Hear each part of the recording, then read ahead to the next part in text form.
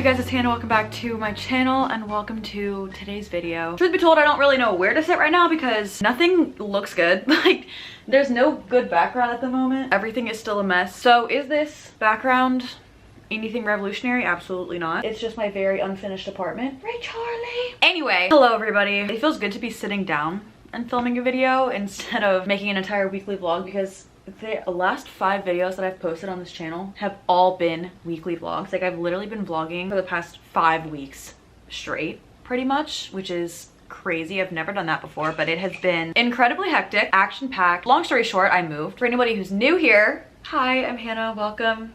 I just moved almost a month ago now, actually, from Manhattan, New York, where I lived for 3 years, to Charleston, South Carolina. I made a whole video about it, talking about my decision. It's called I'm Moving. I'll link it up in one of the corners and also down below if you want to check that out. I'm coming at you live from Charleston in my very bare apartment. I had somebody comment on my last video that they're not really a fan of the gray and white aesthetic, and I'm like, that's not what I'm doing. Like, is my outfit white and my walls gray? Currently, yes, but that is not the look that I'm going for in this apartment. It's just simply not done, and it won't be for a while. So please don't think that I'm gonna be serving you like penitentiary vibes. Like, it's not going to be sterile. Welcome to the Q3 reset. I cannot believe we're already resetting from Q3 and we're preparing to step into Q4, which is admittedly my favorite quarter of the year. It contains all of my favorite things, my favorite holidays, Thanksgiving and Christmas. Fall is my favorite season. The holiday season and Christmas time leading up to Christmas time, I think, is the best time of the entire year, and that is what we're about to step into. But I'm excited to experience my favorite time of the year in a new place and just see how Charleston does it, because I know how New York does it. I absolutely love New York fall and New York Christmas, and I will be missing that, but I'm really excited to still have all those good vibes. Typically in these videos I will go over my financial recap of the quarter, which, spoiler alert, I don't want to discuss my finances from Q3. I don't want to. I moved in Q3. I hired people to help me do that. There was just a lot. It was a very expensive quarter. I'm going to be saving money in the long run by living here and not living in Manhattan, New York, but these initial costs have been a lot. It is not sparking joy in me right now to want to talk about that. I also usually do a reading roundup, little recap of the books that I've read, and we are absolutely going to be doing that. I'm low-key making this entire video just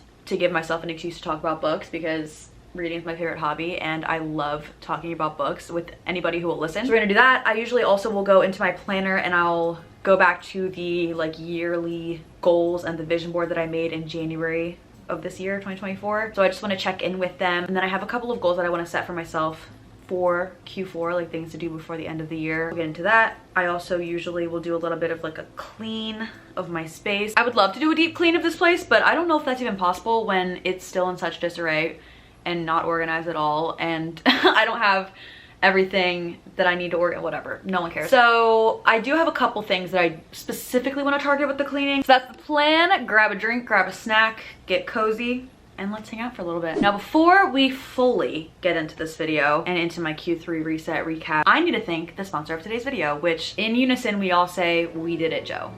This sponsor is iconic. If you have been watching my channel for a while, you will know exactly why. Thank you so much to our lovely and amazing sponsor of today's video, Notion.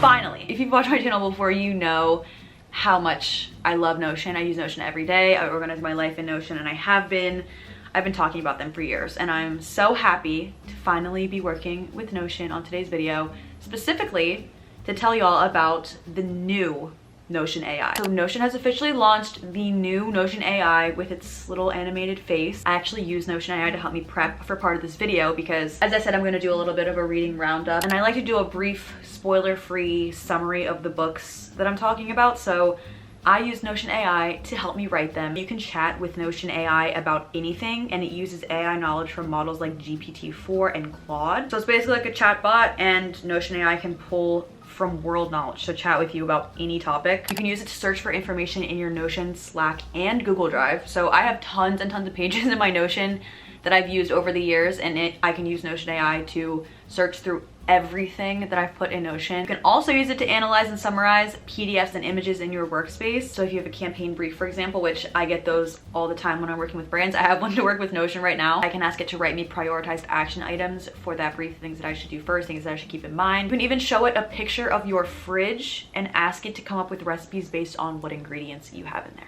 It is so freaking cool what it can do. This is so genuinely useful for day-to-day tasks, helping me be more efficient with things so I'm not getting stuck searching and searching for a specific thing in my Notion, or if I need just like a quick fact, I can easily ask Notion AI. If you're not already using Notion, what are you doing? Notion is free. I have a video on my channel all about setting up your Notion and customizing templates and pages. So I'm gonna have a link in my description. You can sign up for Notion, again, like I said, for free. And then if you want to unlock the new Notion AI, you can do so for only $10 a month. All of what I just told you, all of that help, all of that knowledge, $10 a month. On top of the 1,000 other reasons that I love Notion so much and how much it helps me organize my work and my personal life. So again, the link will be in the description. Thank you so much to Notion for sponsoring today's video. I love you so much. With that being said, let's get into this video, and we're gonna start off with the reading recap because I just referenced that. I just put up my Q3 reset literally page that this is not even the sponsored portion of the video anymore, but reading roundup.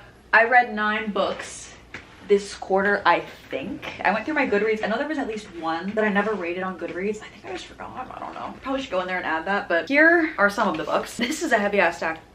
I read this in Q2. What the f is that doing here? So yes, 9 books. I have 6 of them physical copy, actually 7, but that one is not in my possession right now. I lent it to my mom because I loved it so much and I thought that she would like it as well. But here are the ones that I have in physical copy right now, and then 2 of them I read on my Kindle. So let's begin at the beginning. The first book that I read in Q3 was I Found You by Lisa Jewell. This is a book that was on my physical TBR for so long. I found this at the Strand bookstore in New York City. I don't even know when this was. I knew it was going to be a psychological thriller, like mystery sort of book, which I absolutely love and eat up every single time. I ended up giving this a 4-star. If you are new to my videos, don't take my ratings as like concrete. I don't know. I'm not very good at rating things because I'm like, if I was enthralled by the book, if I ate it up, I'm giving it probably at least a 4-star. 4-star is my most used rating for sure. And if a book is anything below a 3, I probably didn't finish it. So I don't really have any books that are like 1s and 2s. So I Found You by Lisa Jewell. This is a psychological thriller. Throughout the book, there are 3 narratives that are being told. One of those narratives takes place in a small seaside town in England. Focuses on a single mother named Alice Lake, and she finds a man sitting on the beach, like outside of her house. She goes up to him and he is lost. He doesn't have a memory. He doesn't know how he got there. He doesn't even know who he is. Despite her reservations and the fact that this is a literal complete stranger, could be a psychopath and nobody knows, Alice decided to help him and called him Frank. So we've got Alice and Frank in the one storyline. And also Alice's kids. Then the second narrative takes place in London, and it revolves around a newlywed called Lily Monrose. And she is frantic after her husband Carl disappeared without a trace just days after their wedding. So of course Lily's trying to find out what happened, and in the process of that, she finds out shocking things that she didn't know about the man that she married.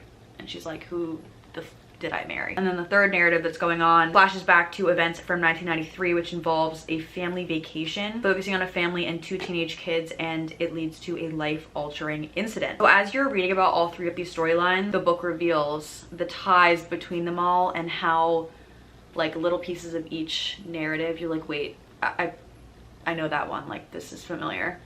So it's very twisty. I love the way that they all intertwine. I love the complexities to this book. There's truly so much going on, which I love. It was very fast-paced and fun. A lot of secrets that become unraveled. Of course, it's a psychological thriller, like the name of the game, and that's why I eat it up every single time. It was pretty short too, like a pretty quick read. Loved it. Next, I read the second book in the Crescent City series by Sarah J. Maas. This is House of Sky and Breath. I gave this one a 5-star. Now I'm like, was it really 5 or is it more 4.75? I don't know. Again, ratings, I don't really give a f. This book picks up literally right where House of Earth and Blood left off, which is the first book in the Crescent City series. So I can't really even tell you much, I feel like, about the second and third book, which I both read in Q3, because everything in a series feels like a spoiler when it's past the first book because they all feed into each other. This book once again though follows our main character Bryce Quinlan. It's continuing the journey in her world, which the Sarah J. Maas multiverse,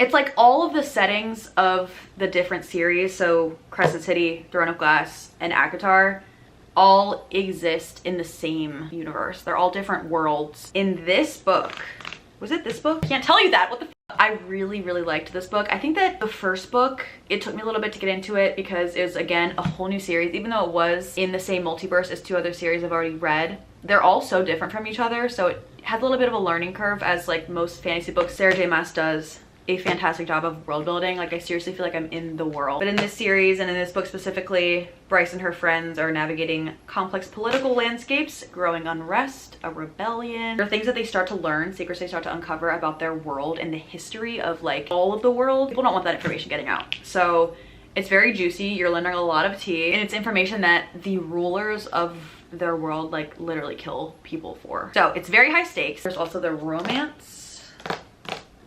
There's always a good romance in a Sarah J Maas book. Crescent City is pretty spicy, like as a series. Just letting you know. If you like that, then good. If you don't, just something to think about. The third book that I finished in Q3 was The God of the Woods by Liz Moore. I initially picked this book up because I saw that it took place at a summer camp. It's another psychological thriller mystery type of book, and it was vaguely reminiscent of The Last Time I Lied by Riley Sager, which is another psychological thriller that took place at a summer camp. And the specific setting of a summer camp as the backdrop of a mystery, I eat up. It is so fascinating to me for some reason. So this one was set in 1975 at a summer camp in the Adirondacks. It mainly follows 13-year-old Barbara Van Laar, who is the daughter of the wealthy family who owns the summer camp and really is like the most influential family in this town. They own like a huge plot of land that the summer camp is on. Their house is on. They employ a lot of people from the nearby small town. Everybody knows who they are, and they're very influential. They have money, they have power. So of course, with any family with money and power, there's a lot of secrets and there's stuff going on behind the scenes that they don't want you to know. So Barbara Van Laar goes to the summer camp for the first time and ends up disappearing. Now that's already a crazy fact, but what's even crazier about it is that 14 years prior, Barbara's brother Bear also vanished from this summer camp. 2 members of this same family, this wealthy, important family, go missing at their own summer camp. What is up? What is going on here? Story weaves between a lot of different storylines. At one point there was like an entire line of like different timelines, and it like highlighted which one we were in because it was going between past and present so frequently. Definitely kept you interested and was always like shifting the perspective. I feel like while there's all this plot going on, this is a very character driven book. You're learning a lot about a lot of different characters, not just Barbara and then her brother also, but other people who work at the summer camp, who work for the family itself. It's really diving into all of those different characters, and you may think that they seem, I don't know, normal or like trustworthy on the outside, but then it gives you reason to believe otherwise. So you're kind of just like questioning everyone. Like, I didn't trust anybody in this book, which is like honestly my favorite thing when I feel like all the characters are sketchy, because then it's like anyone could have been involved.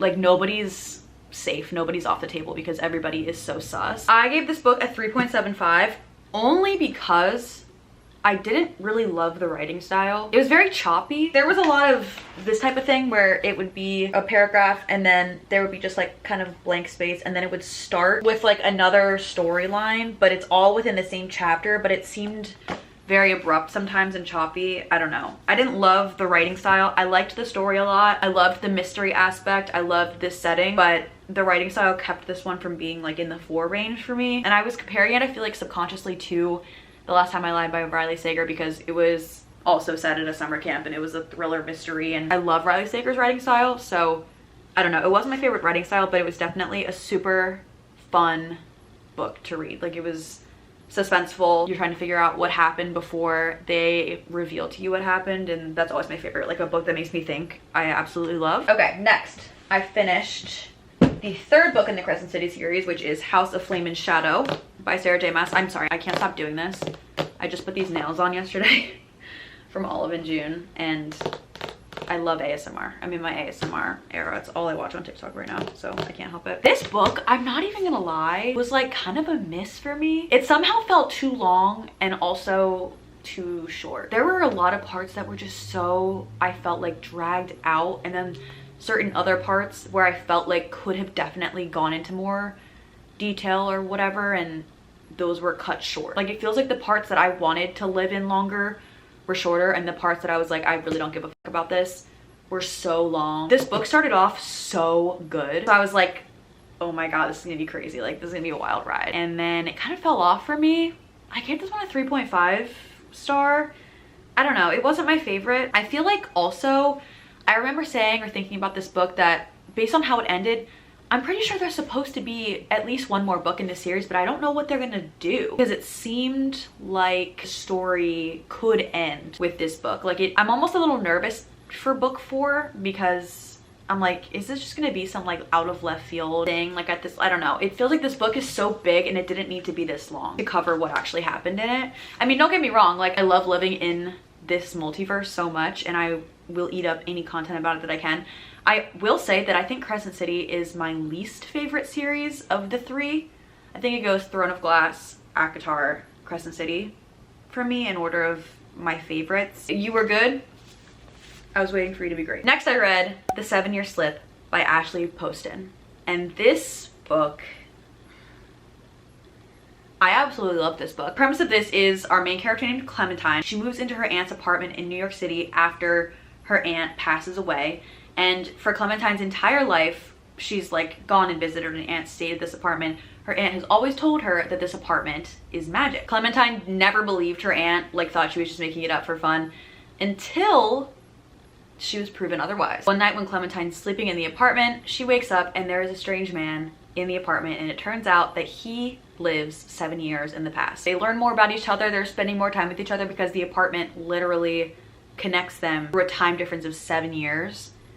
And they end up developing a relationship, but she literally lives 7 years in his present and he lives 7 years in her past. The whole time I was kind of thinking like, okay, are they ever gonna reconnect like in her present time, which is 7 years from his present time, and like will they remember each other? What occurred? Does he know that the apartment's magical? Like I had all these questions. There was just some seriously beautiful writing in this book. It just was so heartwarming to me. I think I remember like crying in a positive way, like because it was just so sweet. I just really enjoyed this book. I gave this a 5 star. Next I read The Storied Life of AJ Fickery by Gabrielle Zebin. I ended up giving this a 4 star. I was like back and forth on this one with the rating. I wasn't sure exactly what I wanted to do. So the main character's name is AJ Fickery. He's like an older man. He's a bookstore owner on this island called Alice Island. He's single and alone. Sales aren't doing well at the bookstore, and then one of his like personal prized possessions gets stolen. So he's just not having a good time. Kind of is like a grumpy, like, I don't know.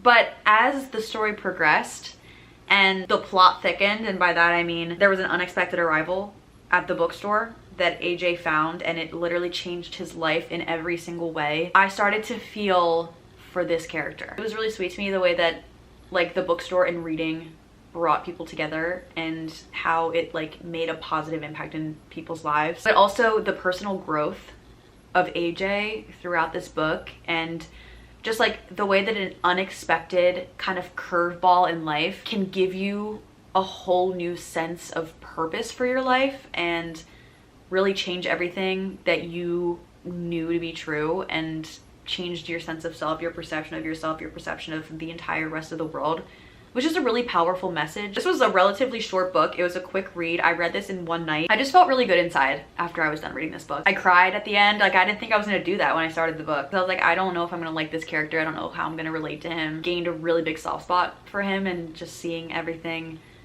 that he experienced, he really did something to me. So on a completely opposite note from that, I read Local Woman Missing by Mary Kubica. This is another thriller mystery. I was really on a kick with those. So this story is set in a suburban neighborhood, and there are multiple disappearances that occur in this same area. This is another one that alternates between different timelines and different perspectives of different characters. The way that the book started was so unsettling. The first perspective that you get, you're like, first of all, what is happening right now? Who is this character's point of view that we're reading? Where are they?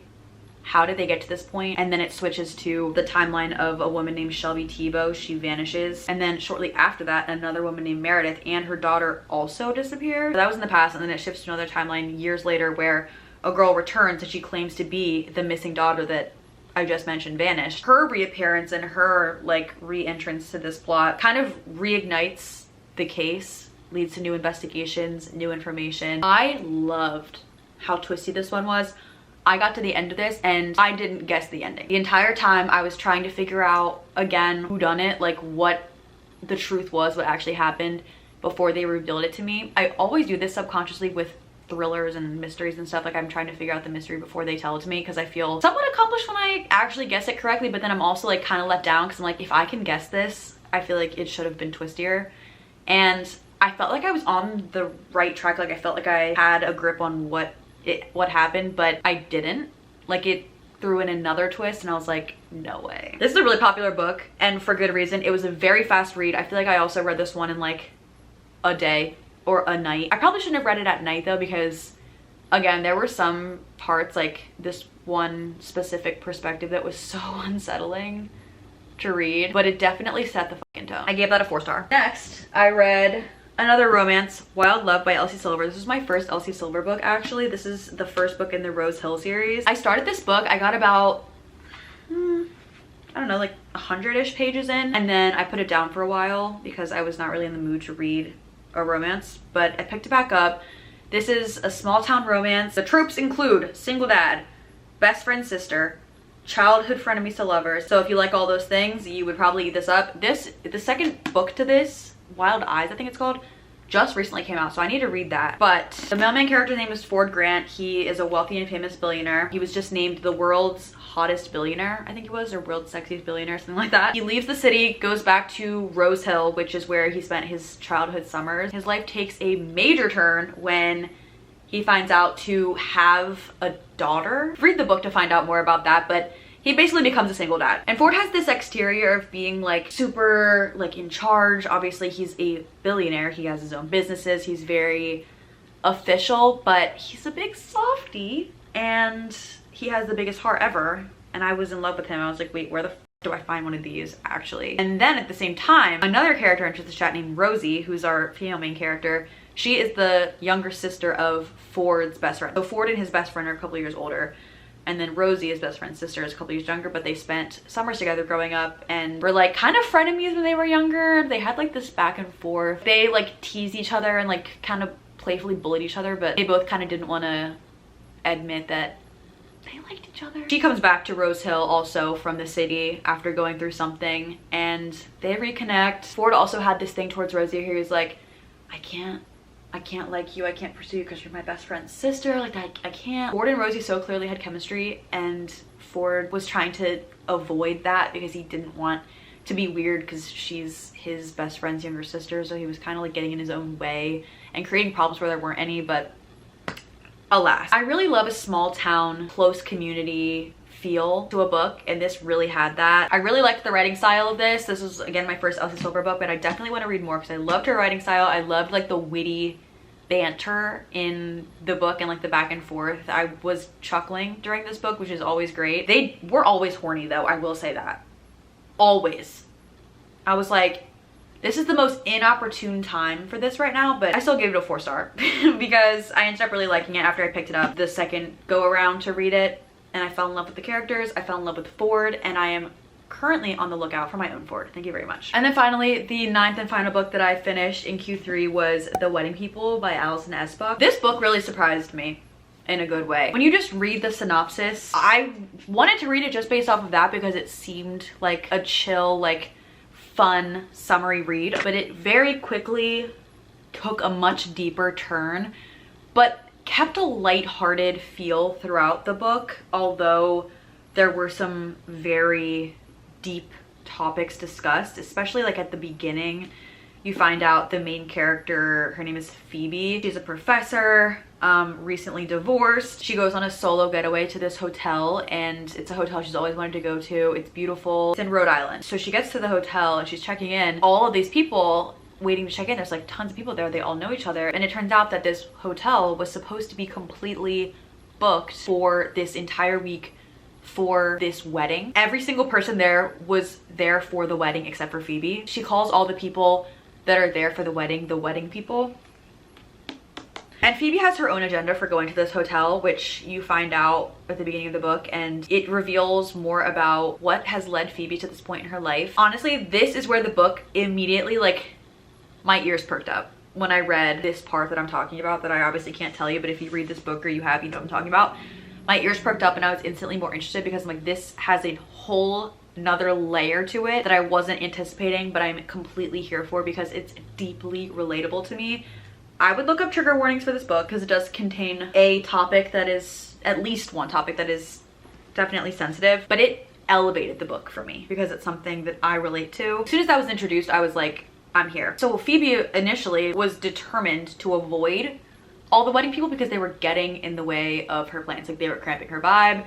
She was not here for it. She like wanted to do her own thing and they were like annoying to her. But she meets the bride. The bride and her kind of strike up this unique friendship. The bride's name is Lila. So Phoebe and Lila, as they have these conversations, they find that they just, at least Lila specifically, feels like she can be very open and candid with Phoebe, confides in her a lot, and because of that, Phoebe ends up striking up this friendship, becomes more involved, gets invited to some of the wedding things, meets other people that are there for the wedding involved, and Phoebe goes from like wanting to avoid all of these people and she's there for her specific purpose to that gets completely derailed and she kind of gets thrown into this whole other like scenario with these people she just met. The thing that I loved about this book the most was Phoebe's journey from start to finish. The personal growth, the way that, again, chance encounters can lead to completely new beginnings, second chances at life, different perspectives on life as a whole, was just so beautiful to me. Sometimes if you can't find purpose, purpose will find you. Just the way that these people that she just met, that she never would have met had she not decided to go to this hotel this specific day she checked in. She didn't know that this could happen, and then it did, and it changed everything for her. And she also made such a big impact on Lila, and like the female friendship changes both of their lives, and you just really fall in love with the characters. I did. Like, I thought they were funny. There was a lot of heartfelt, heartwarming moments and just realizations that the characters came to that I really love. Those are all the books that I finished. And then my current read is The Great Alone by Kristen Hanna. This is my second Kristen Hanna book. The first one I read was The Nightingale, which I included in my video that I made about 5 books that changed my life, because that book changed my life. I think about it all the time. So I'm reading this one now. Her writing style is second to none. The way that she writes these characters and these very complex situations, it is enthralling. Like, I truly feel like I am here and I know these people and I'm living this storyline. I absolutely adore Kristen Hanna's writing. So this is another historical fiction. It is set in the wilds of Alaska during the 1970s. Basically, it follows this family, the Albright family. Ernst is the dad, Cora is the mom, and then their teenage daughter is named Lenny. They move to a remote, untamed part of Alaska in search of a fresh start. Her dad, Ernst, is a Vietnam War veteran. He suffers from PTSD.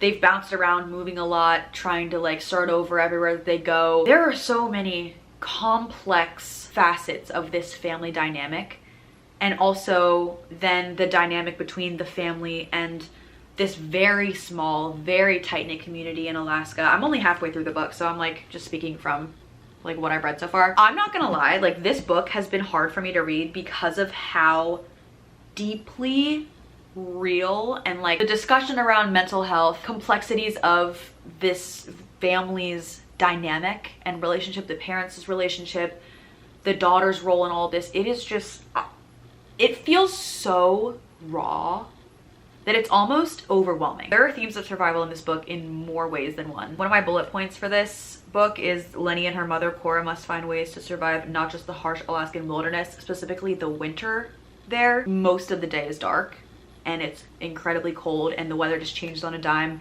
and it's treacherous conditions, truly. They have to survive not only that, but also the growing instability in their own home. That, coupled with the way that they become involved in this very small community, the way that people look out for each other and help. Like, the family literally got to Alaska, was very unprepared for how treacherous and severe the conditions got. These people in this community spend the entire year getting ready for the winter because the winter is so long and so dark. And this family, like, you know, the dad moved them there on a whim because he wanted a fresh start. He wanted to live off the land. He wanted to go like off the grid, having no actual comprehension of what it was going to take to do that and to survive in that. But the way that the community immediately accepts them and tries to help them, goes out of their way, they go out of their way to help each other, and it is so beautiful to see. But then there's also the very unsettling dynamic of the family and just like what's going on in the home, and it's It's deeply emotional. Look up trigger warnings for this also. It's intense, like it's a very intensely emotional book, but I cannot stress enough how much I love Kristen Hanna's writing. I'm really excited to get back into this book. I think I'm gonna continue reading this later on today, but it is definitely taken an emotional toll.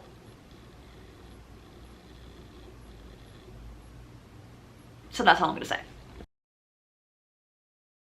For one reason or another, I just was not feeling the same level of seasonal excitement as I have in years past. And that just will not do because this is the best time of the year. So I decided to have what I like to call inspiration hour. This is an enrichment activity in my mind in which you get a coffee, either make one or go to a coffee shop. I chose the latter.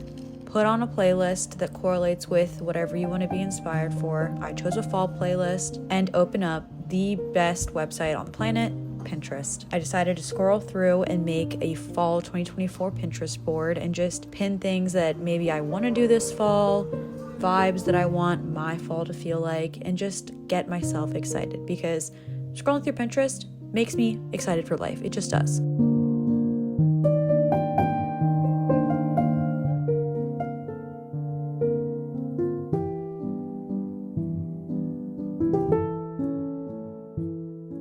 While I was at it, I decided to make a holiday season 2024 board as well, and I started pinning Christmas stuff too. Since Q4 does include the holiday season, I thought that that would be fitting to do in this video as well. And you know what?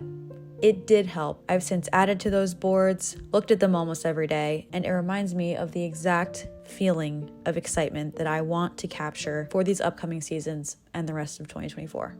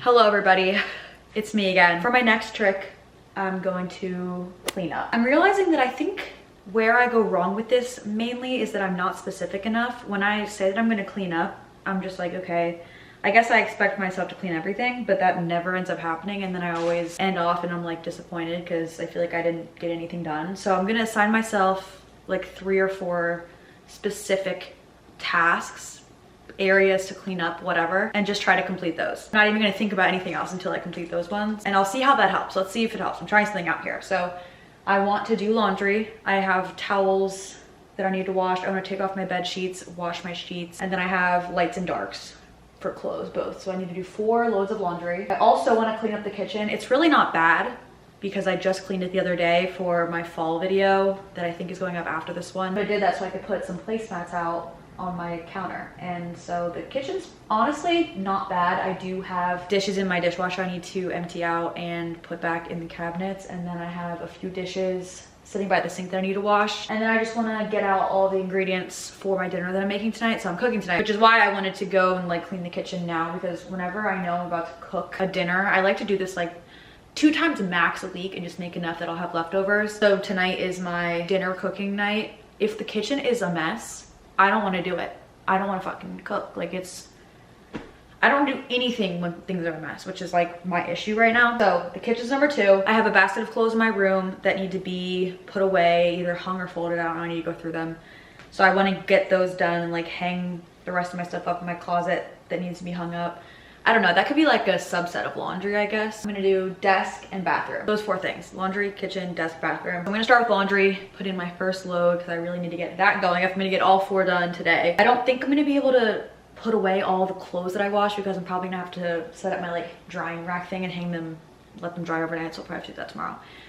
But I do have clothes in a basket that I need to put away, and some other stuff like purses and whatever they need to hang up in my closet. There's still stuff. Everything just feels like a mess. It's okay, a little bit at a time, and we'll get there. So here's me trying to chip off some more and tidy up a little bit to give myself a nice little reset. I do have an extra like reach task that I could do. I'm looking at it right now. There's all this stuff on the floor. Yeah, okay, we'll think about that later. Let's start with laundry, and then I'm probably just gonna bop around between the kitchen desk and bathroom and just pick stuff up as I see it and like walk it to where it needs to go, or just put little things away at a time and hopefully just chip away. Let's get in the zone. I got this. I'm gonna feel so much better afterwards.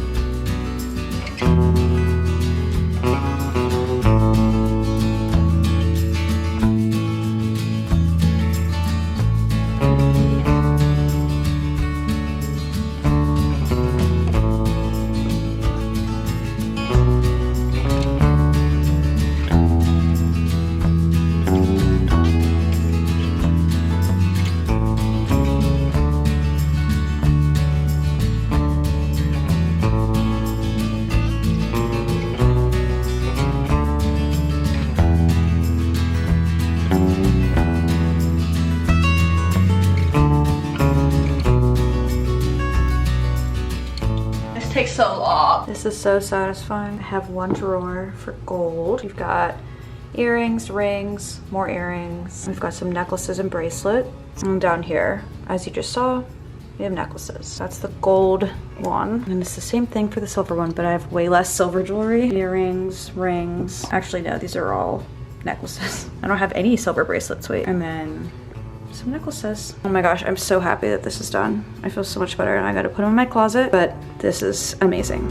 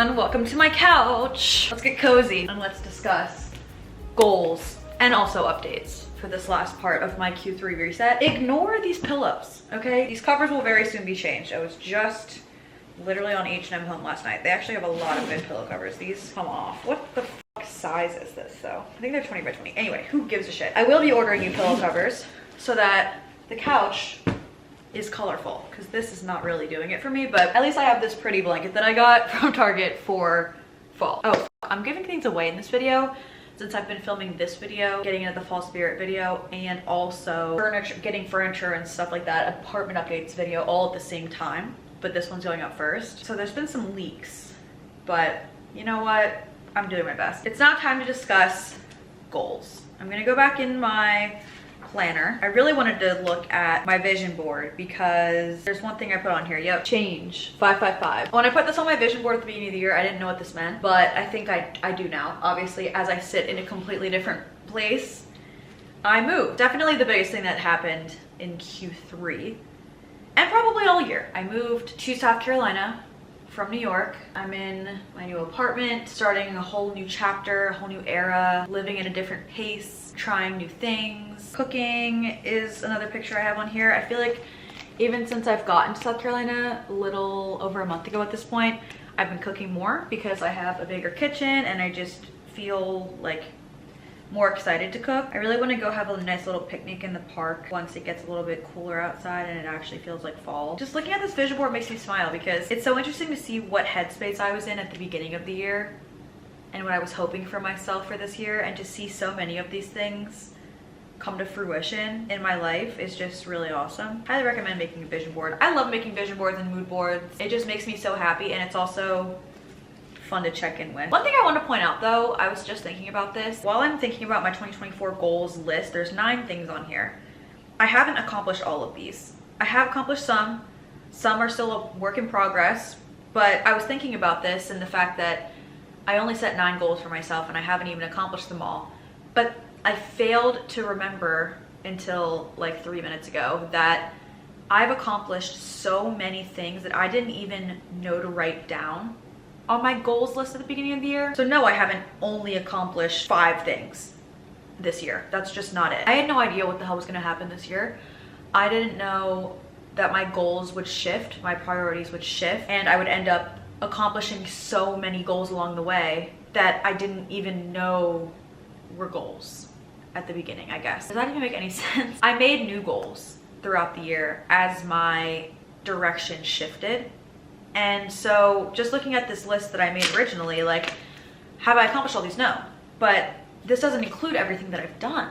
This doesn't include all the stuff that I've done this year. I've done so much this year and the year's not even over yet. I just need to keep that in mind because sometimes when I look at a list, just a definitive list, and I haven't completed every single thing, I'm like, well, what the fuck? It's not that many things, but I fail to remember that so many other things happened. Looking at this list, I have journaled more this year than I did last year. I took a pottery class. I am and have read more. I finally sold my freaking clothes, and now that I have moved and I have my car here, I'm taking stuff to donate after I clean it out, like way quicker than I was. Like, things were just kind of sitting in my closet in New York for months and months and months, and now it's just like a lot easier to go like to different places and donate stuff. Things I still need to work on: my freaking sleep schedule. I wrote in here that I wanted to go to bed earlier, wake up earlier. I'm struggling big time. That, the exercise thing, and the dinners thing, I was just talking to my mom about last night because I think that if I can create a schedule, since I'm self-employed, I need to have a lot of self-discipline when it comes to making a schedule for myself and keeping myself on track, and I simply haven't been. I have been way too lenient on myself, letting everything slide, and I just need to be serious with myself, disciplined, maybe even a bit aggressive, because it's not working. This gentle fucking parenting approach that I'm taking with myself, it's not working. I was on FaceTime with my mom last night and I had this epiphany. I feel like I've been trying to fit things into my day where they don't naturally make sense for my day because it's like what I think I should be doing or what I see other people doing or what I don't know. For example, I wanted to be a morning exercise person because in my mind, like, it would be great to just get up, kind of get it out of the way, and then have the rest of my day. But that doesn't align with the fact that I, first of all, love my mornings. I love a quiet, slow morning. I love to wake up, make my coffee first thing, and just sit down and get to work. I feel like I'm the most productive right when I wake up and in the first half of the day. And I just don't want to get up at 6 in the morning and go do strenuous physical activity. I don't want to do that. I don't feel excited to get up and do that. Some people do. I'm not one of those people. So I don't think that I am a morning workout person, but I also don't think that I'm a night workout person because I don't want to work out after dinner. And if I worked out before dinner, then dinner would be later. And that doesn't work with the whole go to bed earlier, wake up earlier thing. So I think because I have the flexibility to do my tasks and create my schedule pretty openly, that I need to take advantage of that. And I could test out being maybe an afternoon workout person. Because I can do that. I can wake up earlier, as I said, get a lot of work done when I know that I am the most productive in the first half of the day. I usually hit a slump around like 2 or 3 p.m. where my motivation for work is just at an all-time low. So maybe I can try and get all my work done before I hit that slump, because I know I'm gonna hit it in the mid-afternoon. It happens every single day. Then when I do get around that time, I'm already awake, like, you know what I mean? I can just throw my shoes on, put on a workout outfit and go exercise, come back, get cleaned up, and start dinner. I could have dinner at an earlier time, which is ideal. So then I can eat it, clean everything up, and just kind of breathe and sit for the rest of the night, knowing that I have nothing left to do to be responsible in the day. I can finish my night routine earlier, I can read earlier, and get to bed earlier so that I can then wake up earlier and do the same thing. Like, I feel like that makes the most sense for me. So there's my new, we came up with this last night, my mom and I. I'm gonna try that out and see what the happens. The only other thing on this list that I just simply have been avoiding like the plague is therapy.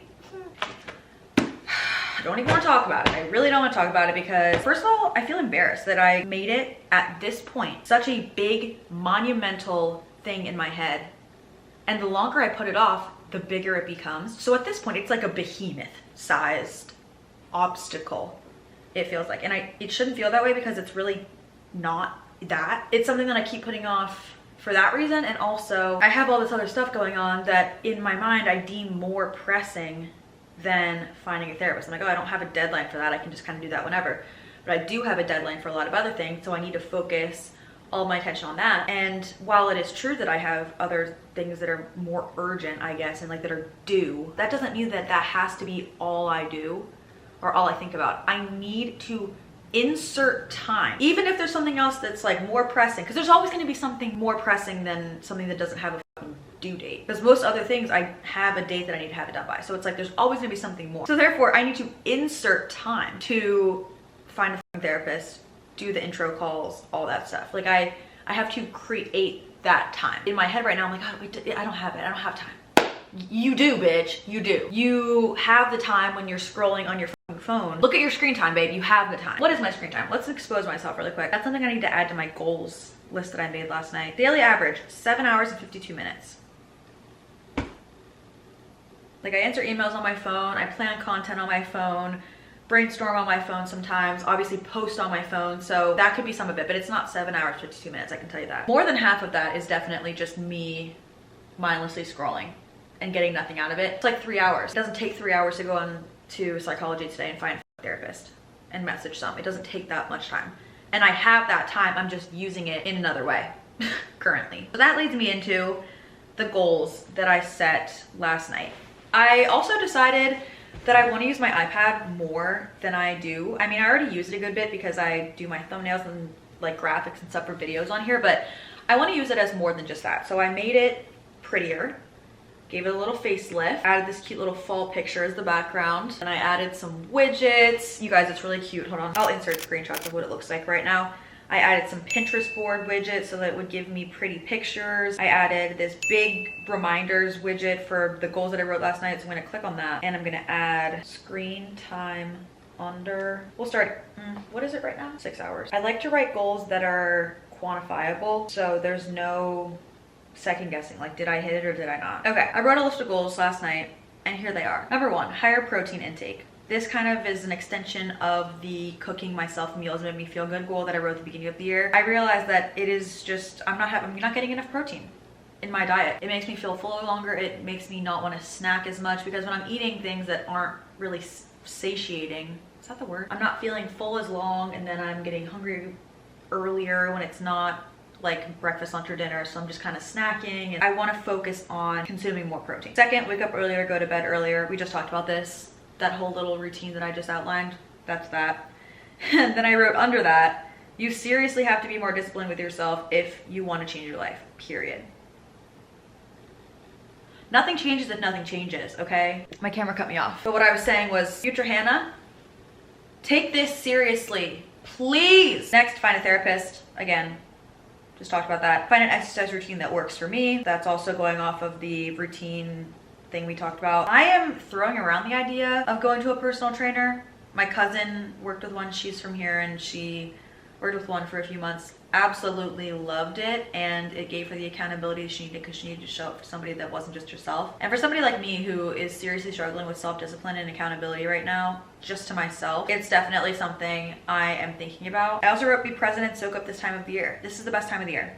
This is my absolute favorite time. The fall season is the best season in my opinion. And then we've got the holiday time, the Christmas season, all the lead up to Christmas. It's just the best, most joyful, coziest time of the entire year. So I need to be present. I want to be present. And then finally I wrote screen time under 6 hours a day.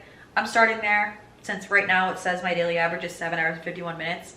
I don't want to say like, oh, under 4 hours a day when I'm going from that much of a leap, because it seems like that would probably not be as attainable. So we're gonna start at 6, shooting for 6 hours a day. If I can do that consistently, I'll lower it, but that's just where we're starting. And these are my goals for Q4, for the remainder of this year. As I already said, you know, there's gonna be other things that I do throughout the rest of this quarter that I don't have on this goals list. So it doesn't mean that these 7 things are the end all be all of deeming whether or not this period is a success or not. There's so much more that's going on, but these are just some things to keep in mind. These are a direction. I will end by saying that I've gotten some questions on previous videos if I miss New York, and since this is the Q3 reset and I was living in New York in Q3 and we've had this big change, I figured I would talk about that a little bit very briefly, because this video is going to be so fucking long. Like, this entire thing is just me talking. I will say, overall, do I miss New York City? No, not yet. I do miss New York City fall. That was my favorite time in the city. Also, New York City at Christmas time, I just love so much, and knowing that I could just walk out of my apartment and get on the subway and like go see all of those awesome things was so great. But I think that I also took advantage of that. Like, I did activities in the fall and winter time in New York City, specifically the winter time. Like, I did the Christmas activities, and I appreciated that they were located in the city that I lived in. So it's definitely going to be very different not having like the New York City fall, the weather, the fashion. Like, right now it's still warm outside. I mean, not in my apartment, obviously, because I'm wearing a sweatsuit. That and like the Christmas here. I've never spent Christmas here, so I'm really excited to see what it's like. I think that you have to try a little bit harder to get into the Christmas and the fall spirit when you live in a place that's warmer. It's not like you're gonna have like the snow all the time for people to be excited about. Like, you have to kind of create other things, I feel like. So I'm just excited to see what all that's about. I am having some jealousy of my friends in New York that they're like posting their cute fall outfits, and just like the fall in the city is beautiful and I love it. But overall, I would rather be here. Like, I am so excited about my life here. I'm excited about the space that I live in now, and to get it all together and make it my home and set everything up. I'm so excited about. I love having my car. I love being able to just get in my car and drive places and go run errands, go to the grocery store, go to like furniture stores, thrift stores. I haven't had a chance to do a lot of like thrifting and stuff yet, because I've been focusing more on my apartment and all that stuff, but that's gonna be coming. I'm just so excited that I now, like, it's easy for me to just get in the car, play some music on the way, sip on a nice coffee, and I'm at my destination. Like, I don't have to rely on walking or public transit or like other people to get me somewhere. I'm relying on myself, and I've really liked that. I feel like I've left the house more in the month that I've lived here than I did in like probably a 3-month span of me living in New York. I feel like I was never leaving the house, because it just seemed like there was always an extra level of difficulty when I wanted to get somewhere. It just feels easier now. So I feel like I've been getting out of the house more, which has been really great, because I think it's important to get out of the house. I was definitely getting my money's worth out of my rent, but at what cost? Like, I was really isolating myself, I'm realizing. So all in all, do I miss it yet? No, but it's not because I didn't love it. I think I loved it so hard when I was there and I made the most of it, and I had experiences and I've made memories that are irreplaceable, and I still have those. They are still with me, and they're also documented in videos on my channel. I experienced those things. So I feel good about that. I think about my New York City apartment less now. I do still think about it often, and I hope that whoever lives in it now loves it even half as much as I did. And it still is weird to realize that that's not my home anymore. And I'm just, I don't know, like I think about all the times I walked in my kitchen and walked through my living room to get to my room, and that was my background for my videos, and that was just what I saw every single day. I don't know, it feels like a part of me, but also that apartment is still a part of me because those memories are still there, and I lived it, I loved it, and that has to be good enough. I could talk more about the New York City versus Charleston differences, similarities as I live here longer. I feel like I definitely haven't had enough of a chance to fully suss out like the financial situation. I know I'm saving money on rent, but other things, expenses, prices of things, groceries, whatever. I feel like I need to live here longer to make a better comparison, but I can talk about that more in the future if I'm scared that people in the hall will hear me. I can talk about that more if you're interested. Okay, I'm gonna go. Love you so much. Thank you for watching today's video. I hope you liked it. If you did, make sure to give it a thumbs up. If you stayed until this point in the video, comment down below I'm a real one because you're a real one. I love you so much, and I hope you have an amazing rest of your day, and I'll see you hopefully in the next video.